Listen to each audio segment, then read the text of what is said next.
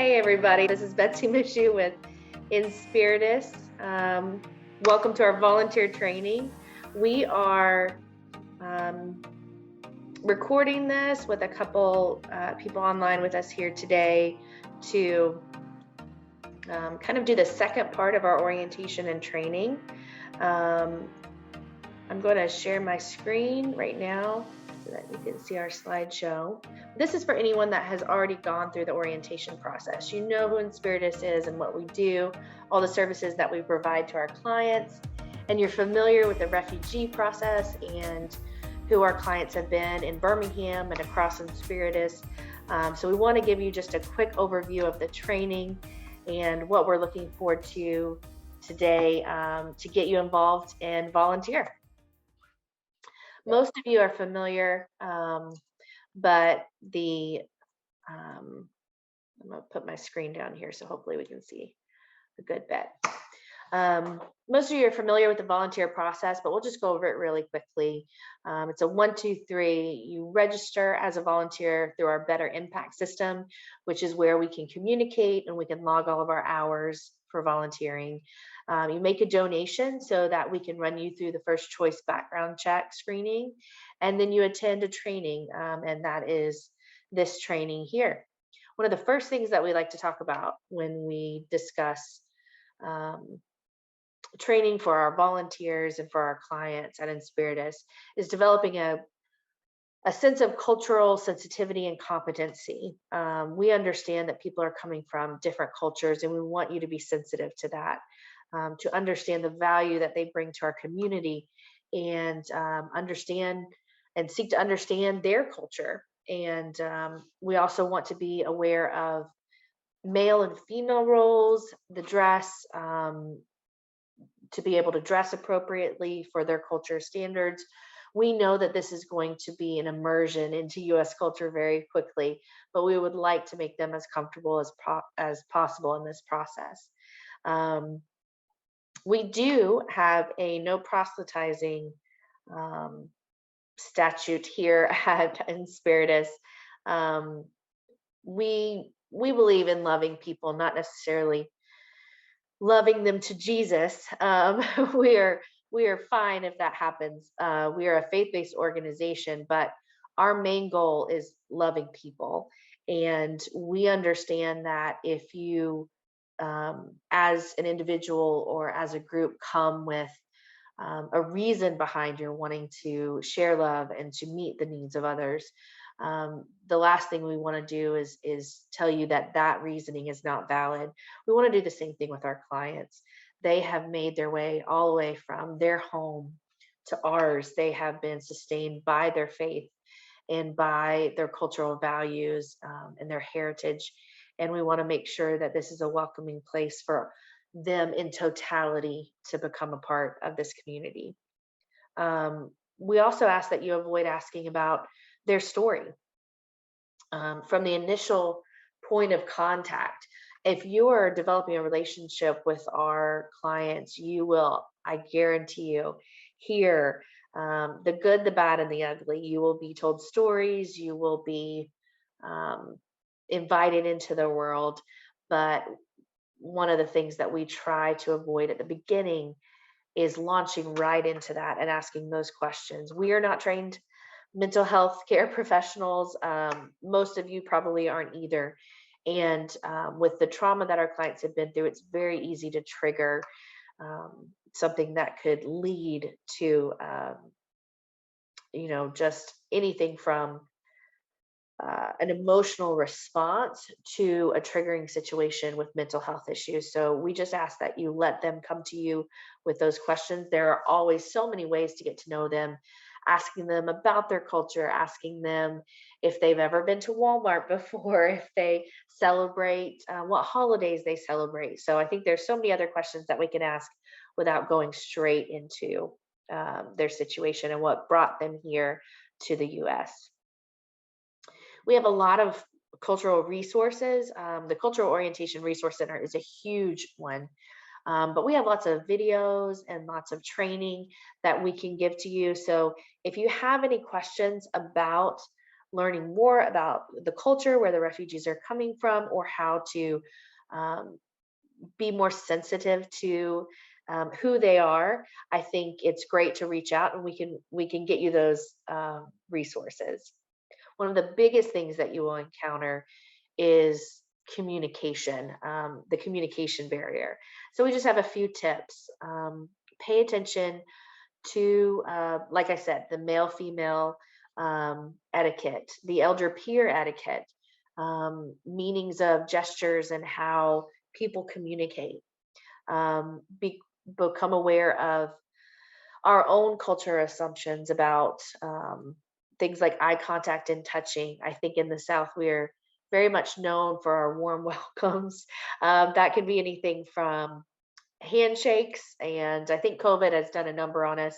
We're not necessarily hugging strangers anymore, but that is something that is familiar to us and is not necessarily familiar to other cultures. So just be aware of that as you're making your first impression.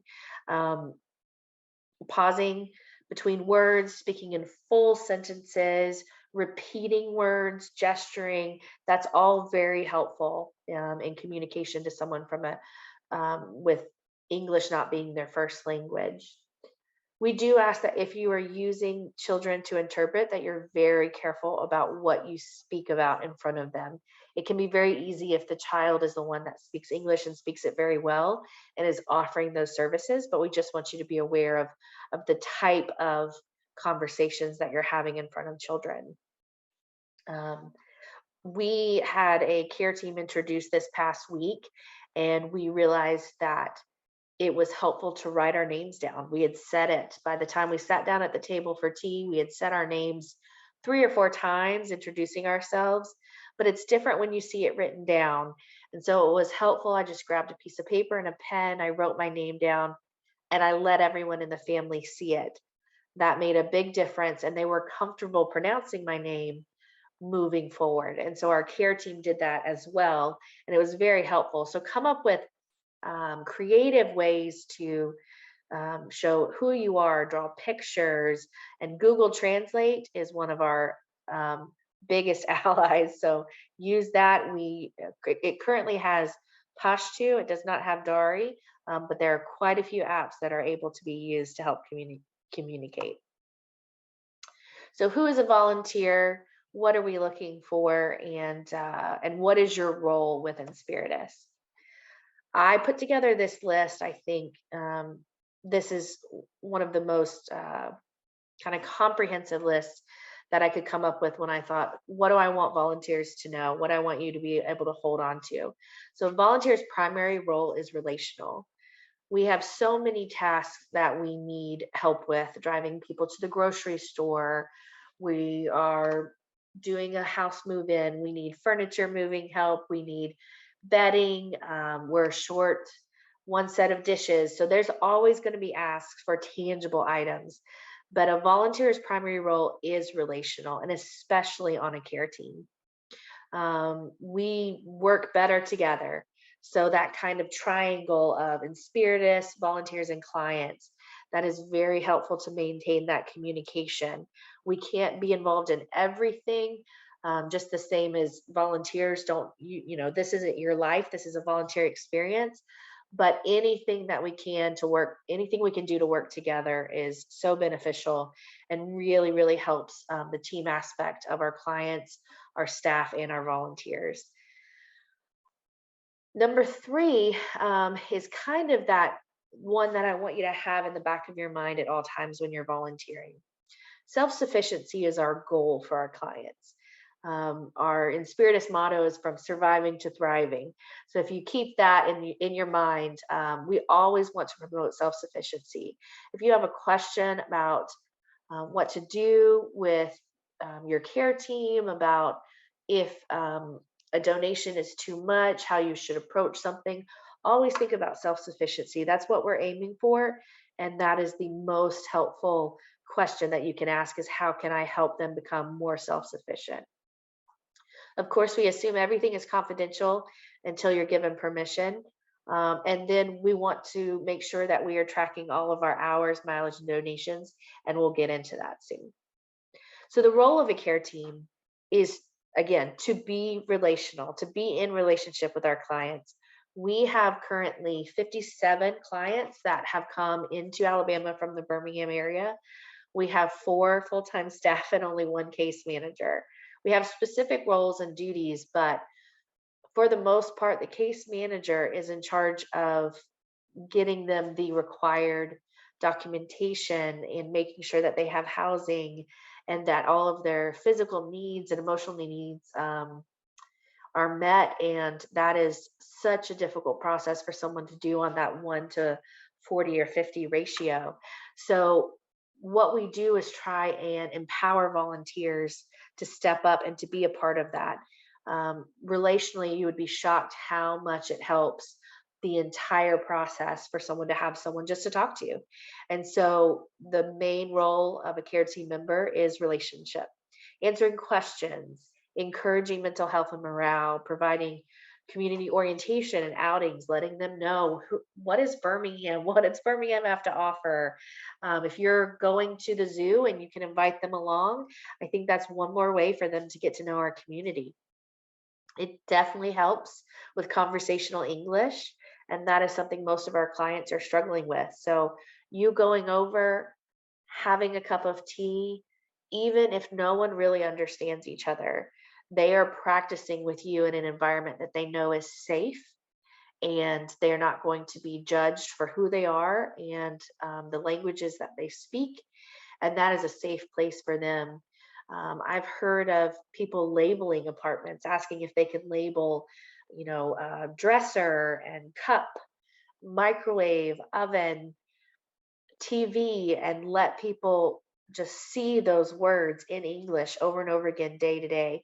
That helps so much with acclimating to the English language and to our culture. And then keeping Inspiritus informed. We'll talk about that a little bit more later. That's definitely part of the care team role. When you're seeing our clients from week to week, there's going to be so much that they have questions about, explaining from tangible items to the intangible. We talk a lot, we use this example about mail. When we open our mailbox and we get mail out, we immediately know this is junk, it's throwing away. This is something I need to read and throw away, and this is something I need to read and keep. Those thoughts don't even process through our mind because it's second nature. But for a refugee, that's completely unknown. They're reading through thousands of words in junk mail, trying to figure out, is this something I need? Is this something important? Does this relate to my child's education? Is this really about my car insurance, or is this just an ad? And so any help that we can get to help them navigate through culture, what goes in the fridge, how do we use personal hygiene items? This is used in the shower. This is used outside of the shower. How we, being on time. So there's so much that you can explain just from having lived in this culture and understanding the norms. During our introduction last week, we realized that the family did not know how to use the washer and dryer. And it wasn't that the washer was not working, it was that they had not pulled the knob out to start the washer. And of course, everything works differently. If you've gone to a foreign country and tried to use the oven, it's probably incredibly confusing. It just depends on the manufacturer and what people are used to. So, just explaining the little things like that, the tangible help is huge. For care team members as well as task volunteers, people that are driving clients to the grocery store um, and making trips to the doctor. There's so many different ways. These are 5 ways that we provide services. So in resettlement, you have the reception and placement. Volunteers can help us move in. They can help us collect items. You can be a welcome at the airport and provide food. So there's so many different ways in there. Cultural orientation is something that we do to speak about what our clients are going to experience as soon as they show up in the US.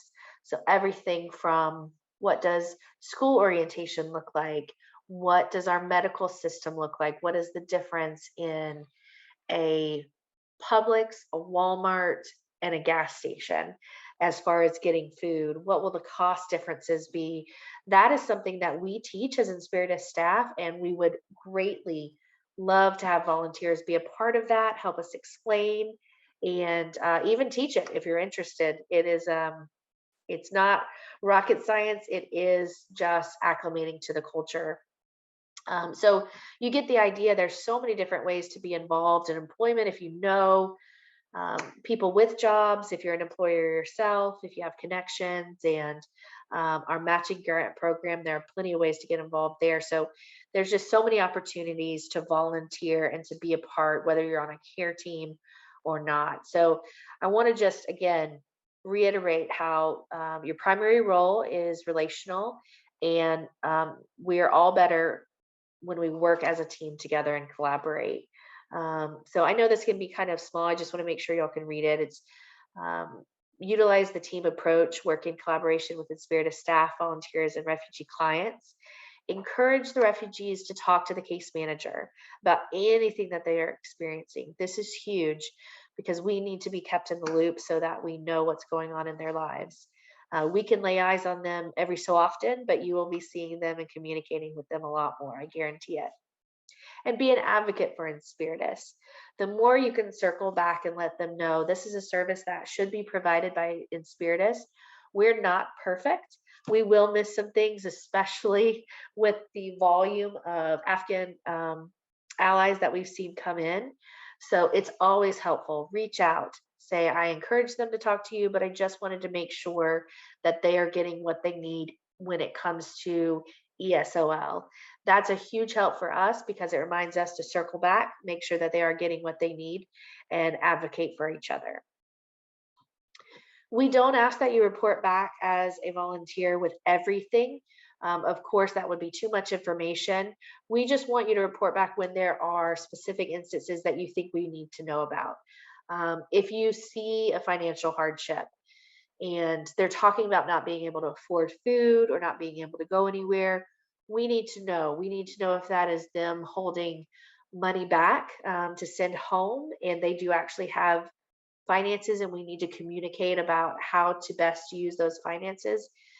We need to know if they are out of money and they are out of funds, and we need to gather a plan so that that doesn't happen in the future. Again, self-sustainability is our main goal. So we want to see what's causing that issue financially and work together to come up with a solution.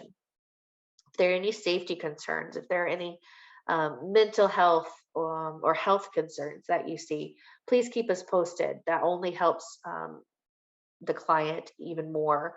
If they're considering a big life change, most of them are enrolled in matching grant, which means that they have to find and sustain a job for, I believe, 9 to 12 months in order to qualify for that funding.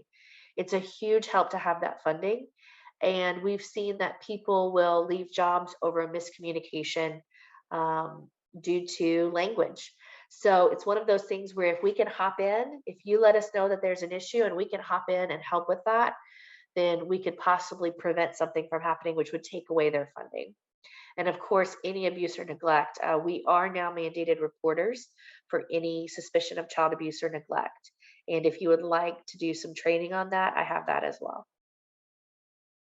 Number 3, self-sufficiency. Can't hit this home enough. How do we do this? This is the portion of the presentation where I will say, do as I say, not as I do. Boundaries and dependencies are a little harder for me because I just want to give our clients everything that I can. But it is our goal that they are self-sustainable, that they are not codependent on anyone for their life here in America. And so we want to avoid dependencies, emotional, financial, anything with transportation. Of course, it will be helpful. And you would do it the same for a family or a family member or a friend. But we do want to take into consideration what is sustainable moving forward. So can you give a ride to a job? Absolutely. Can you give one every day? Probably not. That's not sustainable. So let's try and find a solution to that problem and avoid those dependencies. We want to set up appropriate boundaries for us as volunteers and for our clients. It's okay to say no. It's okay to turn your phone off. Our clients know that we turn our phone off as staff, and that if there's an emergency at 2 a.m., we are not going to be able to help. Of course, we want to know if anything happens, but that's an emergency at 2 a.m. is a 911 emergency, and we want to empower them to know the difference between those. The goal, again, self-sufficiency.